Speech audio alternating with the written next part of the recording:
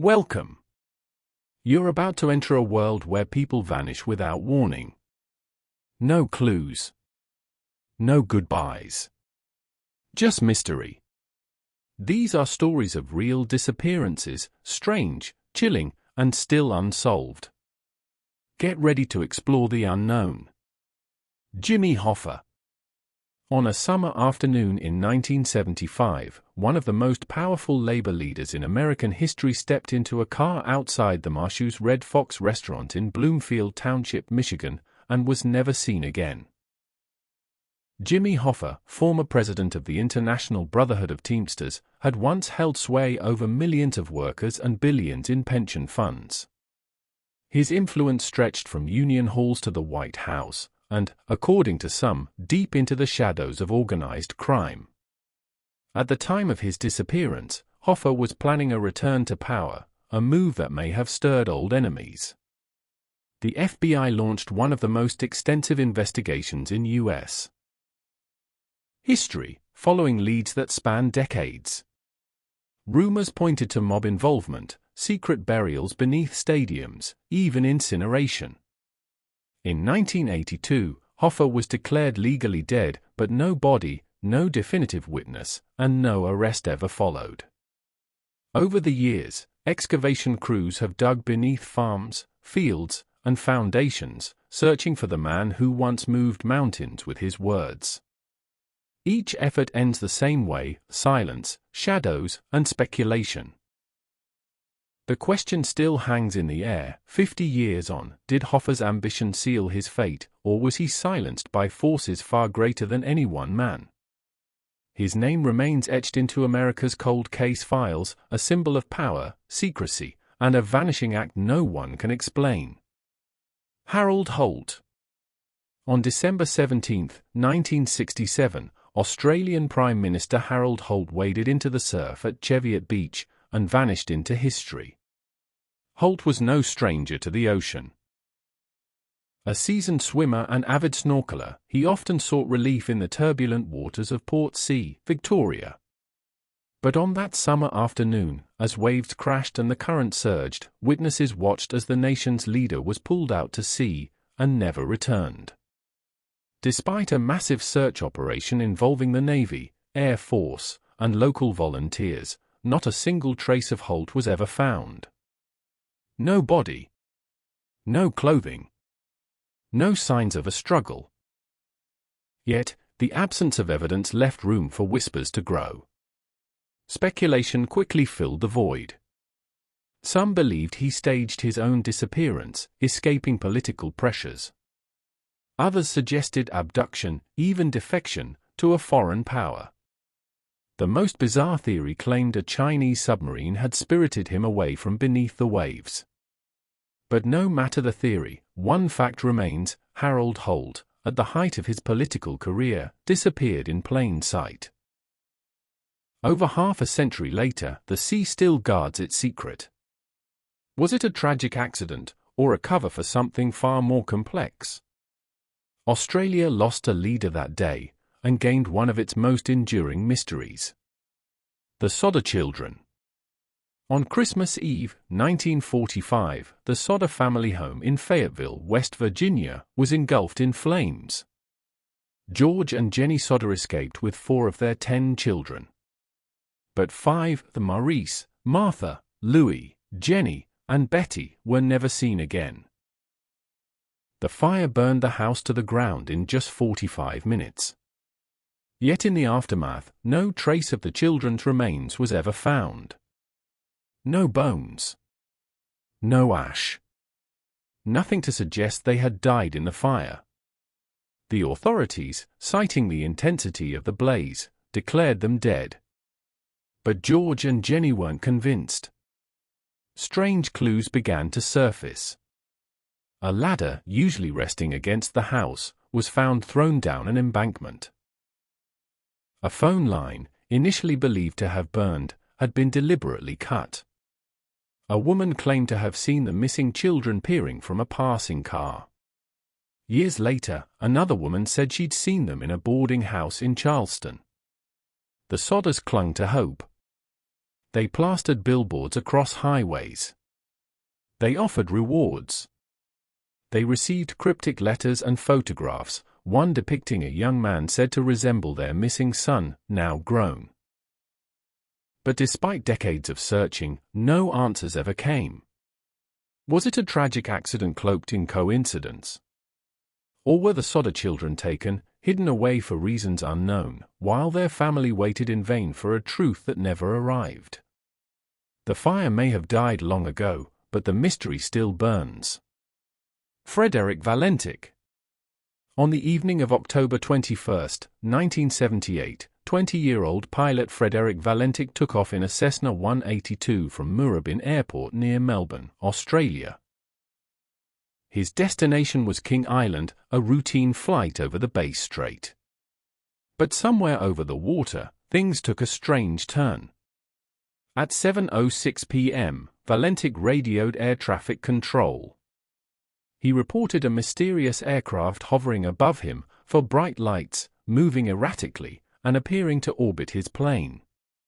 As he described its movements, his voice grew increasingly alarmed. "It's not an aircraft," he said. Then, silence. The final transmission was a cryptic, metallic scraping sound. No further contact. No mayday. Just nothing. An extensive search covered land, sea, and air. No wreckage was found. No oil slicks.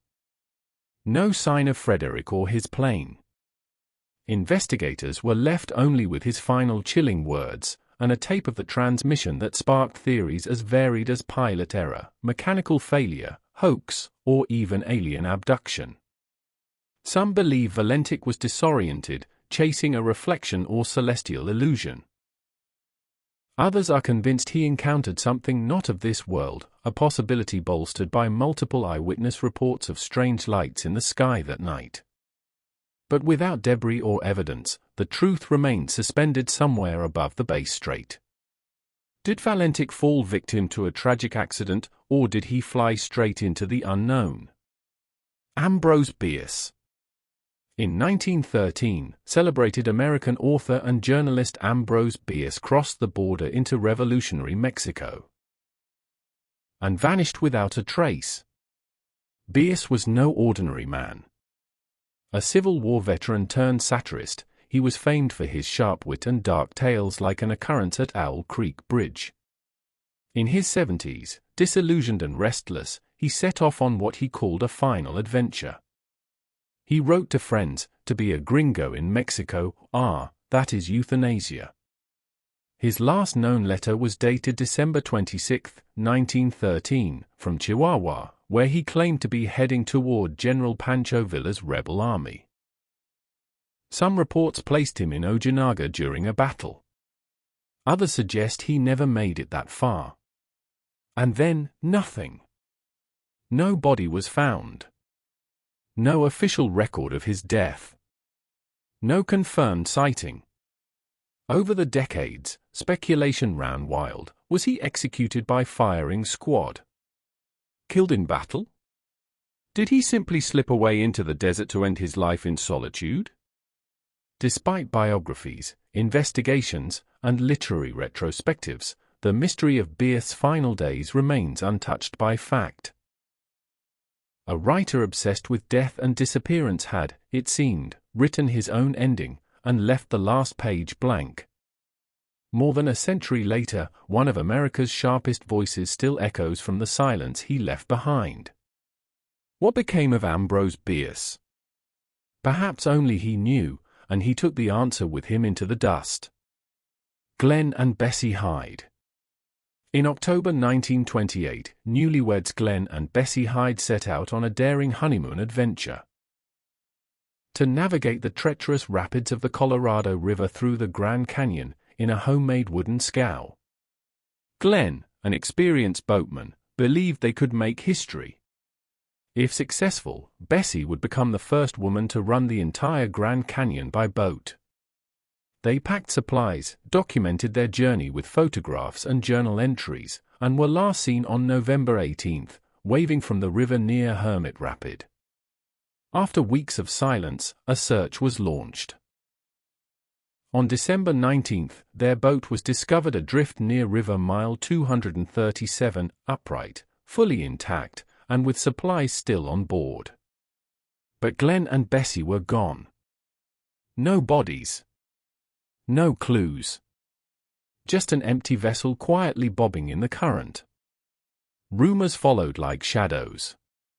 Some believed they were swept away in a violent rapid. Others suggested foul play. In later years, a woman at a rafting party claimed to be Bessie, having murdered Glenn to escape the journey.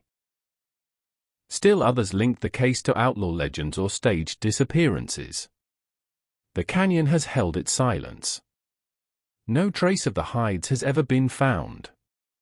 What really happened that autumn deep in the canyon's winding heart? Were Glenn and Bessie Hyde lost to the river's fury, or did their honeymoon end in something far more mysterious? Dorothy Arnold. On December 12, 1910, 25-year-old Dorothy Arnold left her family's Manhattan home to shop for a new evening gown. She never returned. Dorothy wasn't just another face in the crowd. She was the daughter of a wealthy New York importer, well-educated, poised, and an aspiring writer. That morning, she stopped at a bookstore on Fifth Avenue, purchased a book of humorous essays, and strolled down the busy street in broad daylight. It was the last confirmed sighting of her. When night fell and she failed to return, her family panicked, but refused to call the police. Fearing scandal, they launched a private search instead, hiring detectives and contacting friends. Days turned to weeks. Eventually, the press caught wind, and the mystery captured national attention. Theories multiplied. Some believed she eloped, or took her own life after rejection from literary publishers. Others suspected foul play. A woman matching her description was reportedly seen unconscious in Central Park. Another witness claimed to have seen her boarding a ship to Europe. But none of the leads ever led anywhere. Years later, a convicted criminal claimed to have buried Dorothy's body in New Jersey. The site was searched, and came up empty. No ransom was demanded. No credible evidence ever surfaced. It was as if Dorothy Arnold had stepped off Fifth Avenue, and disappeared into thin air. More than a century later, her fate remains unknown, a haunting reminder that even in a crowded city, a person can vanish without a trace. Michael Rockefeller. In 1961, Michael Rockefeller, son of New York Governor Nelson Rockefeller and heir to one of America's most powerful families, vanished off the coast of New Guinea. He was 23 years old. Driven by a passion for art and anthropology, Michael had been traveling among the remote Asmat tribes of southwestern Netherlands, New Guinea, collecting indigenous artifacts for New York's Museum of Primitive Art. On November 17, while navigating an estuary in a makeshift catamaran, his boat capsized. His companion swam for help. Michael, reportedly saying "I think I can make it," attempted to swim the remaining 12 miles to shore, and was never seen again. An exhaustive search followed. Helicopters, planes, and local patrols scoured the region. Officially, he was presumed drowned. But the waters were calm that day, and Michael was a strong swimmer. Doubt lingered. Whispers of a darker fate emerged. The Asmat, known for historic headhunting and ritualistic cannibalism, were said to harbor resentment toward Dutch colonial authorities. Some locals later claimed Michael had reached land only to be killed in retaliation. No definitive proof ever surfaced. No bones. No personal effects. Only stories who passed through generations, and spoken in hushed tones. Did Michael Rockefeller perish in the sea? Or did his journey end in a remote village, his fate sealed by ancient customs and colonial scars? In the silence of the jungle, the question remains unanswered, and the heir who sought to preserve vanishing cultures became part of one himself. Ettore Majorana. In March of 1938, Ettore Majorana, a brilliant Italian physicist whose mind rivaled Einstein's, boarded a ship from Palermo to Naples and disappeared without a trace. Majorana was no ordinary scientist. By his early 30s, he had already made profound contributions to quantum mechanics and neutrino theory. Enrico Fermi called him a genius, the kind who comes along once a century. But Ettore was also deeply private, withdrawn, and often troubled by the moral implications of his work. Shortly before his disappearance, he withdrew large sums of money, sent cryptic letters to colleagues and family, and then nothing. The ship docked in Naples. He was never seen again. Speculation exploded. Suicide was the initial conclusion. But the lack of a body, and Majorana's intellectual mystique, gave rise to a host of alternative theories. Some believed he entered a monastery. Others claimed he defected to the Soviet Union. Still others suspected he staged his disappearance to escape the looming specter of nuclear weaponry, which his theories may have helped to build. Over the decades, alleged sightings trickled in, from South America to Rome. In 2011, a declassified police report claimed Majorana had lived for years in Venezuela. Yet no definitive proof ever emerged. What drove one of the greatest minds of the 20th century to vanish at the peak of his brilliance? Was it fear, conscience, or calculation? Ettore Majorana stepped into history, and then, as if by quantum uncertainty itself, ceased to be observed. Ray Gricar. On April 15, 2005, Ray Gricar, the long-serving district attorney of Center County, Pennsylvania, left his home for a drive along Route 192. He never returned. At 59, Gricar was months away from retirement, with a solid reputation and a quiet life. That day, he called his girlfriend around noon to say he was enjoying the scenic route. It was the last anyone heard from him. His car was found the next day, parked near the banks of the Susquehanna River. The keys were gone. His wallet, phone, and laptop were missing. Weeks later, the laptop was recovered from the riverbed, damaged beyond repair. Months later, its hard drive was found nearby, stripped of data. And the man himself? Gone. Some suspected suicide, pointing to the location, the missing electronics, and echoes of his brother's death years earlier. But others believed Gricar's disappearance was more sinister. As district attorney, he had prosecuted major drug cases and declined to pursue charges in controversial matters, including, years earlier, an early report involving Jerry Sandusky, the Penn State coach later convicted of child abuse. Had Ray Gricar been silenced? Had he uncovered something too big to name? Years of investigations, tips, and false leads followed. But never a body. Never an answer. Ray Gricar vanished in broad daylight, leaving behind a trail of questions, a disabled laptop, and a silence that grows louder with time. Sean Flynn. In April 1970, Sean Flynn, photojournalist, adventurer, and son of Hollywood legend Errol Flynn, disappeared into the chaos of the Cambodian jungle. He was 28 years old. A fearless war correspondent, Flynn had abandoned a rising film career to cover the front lines of the Vietnam War. Armed only with a camera and a disarming charm, he embedded with U.S. troops, rode alongside the Viet Cong, and ventured where few dared. By the late 60s, his name was spoken with or among foreign correspondents, a man drawn not to spectacle, but to truth. On April 6, Flynn and fellow journalist Dana Stone rode motorcycles into the Cambodian countryside, chasing a lead on rebel activity. They were last seen at a roadblock near the town of Kai Fu, stopped by Khmer Rouge forces. Then, silence. No ransom. No communication. Just gone. For decades, Theories swirled. Some believe they were executed shortly after capture. Others claim they were held as prisoners for years. Search expeditions have turned up remains, but none conclusively linked to Flynn. His mother searched until her death.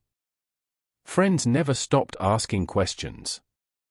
In a war defined by blurred lines and forgotten casualties, Sean Flynn became one of its most haunting mysteries.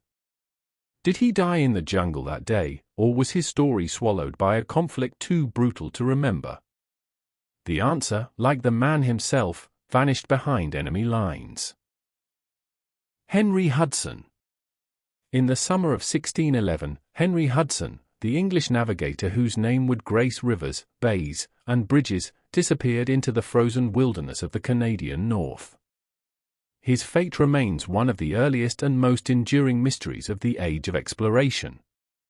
Hudson had made multiple voyages in search of a northwest passage to Asia. On his final expedition, sailing aboard the Discovery, he ventured deep into what is now called Hudson Bay. Trapped in ice for a harsh winter, tensions among the crew grew dire. Supplies dwindled. Morale collapsed. Hudson, along with his teenage son and a small group of loyal sailors, found themselves at the mercy of men exhausted by cold, hunger, and disillusionment. When the ice finally broke, mutiny erupted. The crew cast Hudson, his son, and 7 others adrift in a small open boat, left behind in the endless expanse of water and ice. They were never seen again. No rescue was mounted. No definitive wreckage or remains were ever discovered. What happened after the mutineers sailed away is a blank page in history. Some believe Hudson succumbed quickly to the elements. Others imagine he may have encountered indigenous communities, surviving for a time in anonymity. But no trace has surfaced to support either story. In his quest to map the unknown, Henry Hudson vanished into it, a man swallowed by the very frontier he sought to tame. To this day, the Arctic wind whispers his name, but offers no answers. Richard Bingham. On November 7, 1974, a brutal murder shook London's aristocracy. Sandra Rivet, the nanny of the aristocratic Lucan family, was found bludgeoned to death in the basement of their Belgravia townhouse. Hours later, her employer, Lord Richard John Bingham, 7th Earl of Lucan, vanished without a trace. Known for his gambling, charm, and ties to Britain's elite, Lord Lucan had been embroiled in a bitter custody battle with his estranged wife, Lady Veronica Lucan. Authorities believed he had mistaken the nanny for his wife in a premeditated attack. Blood evidence pointed toward his involvement. But before police could question him, Lucan disappeared. His borrowed car was found abandoned near the English coast, stained with blood. Inside were a length of pipe and a bottle of pills. But no Lord Lucan. Despite an international manhunt, countless alleged sightings, and even reported sightings as far as Australia and Africa, he was never officially found. Some claim he committed suicide, leaping into the sea. Others believe he escaped with the help of wealthy friends, living in quiet exile under a new identity. Over the decades, his image became a fixture of tabloids, books, and conspiracy theories. In 2016, Lord Lucan was declared legally dead, but the mystery never died. Did Britain's most infamous missing peer end his own life, or slip through the cracks of privilege and vanish into the world's shadows? To this day, the case remains open, and Lord Lucan remains a ghost of the upper class, never caught, never confirmed, never quite forgotten. Aimee Semple McPherson. In May 1926, Aimee Semple McPherson, America's most famous evangelist, walked into the Pacific Ocean near Venice Beach, California, and disappeared. At the time, McPherson was a cultural sensation. Founder of the International Church of the Foursquare Gospel, she drew crowds in the tens of thousands with her theatrical sermons, radio broadcasts, and divine healing crusades. Her sudden vanishing sparked panic, then headlines across the nation. For over a month, the public speculated wildly. Some believed she had drowned. Others whispered of staged martyrdom or secret affairs. Memorials were held. Mourning began. Then, 36 days later, McPherson reappeared, staggering into a Mexican town, claiming she had been kidnapped, drugged, and held for ransom. But her story raised more questions than it answered. She bore no injuries consistent with captivity. No ransom note had ever been delivered. And strange inconsistencies riddled her timeline. Investigators probed deeper. Witnesses claimed she had been seen in a seaside cottage with a former employee. Hotel records hinted at a romantic getaway, not a harrowing abduction. A grand jury was convened. Public trust wavered. Yet despite the controversy, charges were never filed. McPherson returned to her pulpit, where thousands still flocked to hear her preach. She remained a spiritual icon until her untimely death in 1944. What really happened in those missing 36 days? A divine trial, a desperate escape, or a carefully staged deception? The truth was never proven. And the mystery of Aimee Semple McPherson became part of her legend. Barbara Newhall Follett. In December 1939, 25-year-old Barbara Newhall Follett left her apartment in Brookline, Massachusetts, after a quarrel with her husband, and was never seen again. Barbara was no ordinary woman. At the age of 12, she published The House Without Windows, a novel that astonished the literary world with its maturity and poetic vision. Critics hailed her as a prodigy, a once-in-a-generation voice. By 14, she had published a second novel, The Voyage of the Normandie, and seemed destined for literary greatness. But life didn't follow the arc of a fairy tale. After the sudden death of her father and the financial strain of the Great Depression, Barbara's writing stalled. She took odd jobs, married, and quietly drifted from the spotlight that had once shone so brightly on her. Then, one night, she simply walked away. Her husband, Nickerson Rogers, waited 2 weeks before reporting her missing. His account was vague. Police showed little urgency. No formal investigation was ever launched. Her mother, long estranged, pushed for answers, but found none. No sightings. No body. No note. Some believe Barbara died by suicide. Others suspect foul play, perhaps even at the hands of her husband. But without evidence, her disappearance remains suspended in ambiguity. The girl who once built entire worlds with her imagination disappeared from her own, leaving behind only silence, unfinished pages, and the lingering question, how does a literary prodigy vanish in the middle of her own story, and why did no one notice she was gone?